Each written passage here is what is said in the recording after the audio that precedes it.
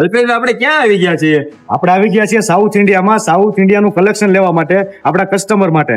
અહીંયા ગામડામાં ઘરે ઘરે મેન્યુફેક્ચરિંગ થાય છે સાડીઓનું. એક ગામડામાં એમ આવ્યા છીએ. ગામડામાં ફેક્ટરી અમારી છે, મંદિરની એક્ઝેક્ટ બાજુમાં ફેક્ટરી છે. એ બાજુમાં ફેક્ટરી છે અને અમારો માલ અહીંયાથી પેકિંગ થઈ ગયો છે અને આ ગાડીમાં લોડ થઈ રહ્યો છે. અમારો માલ અહીંયા ગાડીમાં લોડ થયો છે. હવે અહીંથી માલ નીકળશે આપણે સુરત માટે. તમને બહુ જલ્દી આ માલ મળી જશે. આ માલ ક્યાં બને છે ચાલો હું તમને બતાવું. અહીંયા ફેક્ટરી છે. ચાલો મિત્રો આવો, તમને હું ફેક્ટરી બતાવું છું. અહીંયા ઘરે ઘરે ગામડાઓમાં મશીનો છે અને એ લોકો જાતે જ મહેનત કરી અને સાડીઓ બનાવે છે. ચાલો હું તમને ફેક્ટરી બતાવું. જો મિત્રો આ ફેક્ટરી છે. આ ફેક્ટરીમાં ઘરમાં મશીનો બધા ચાલતા હોય છે અને મેન્યુફેક્ચરિંગ થઈ રહ્યું છે. જો આ સાડીનું મેન્યુફેક્ચરિંગ થાય છે.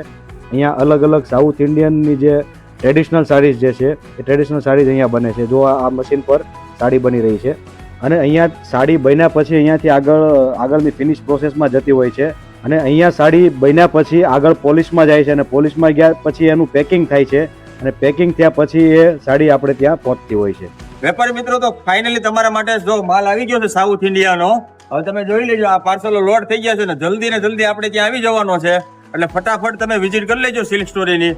અવનવી બધી ડિઝાઇન મળી જવાની છે.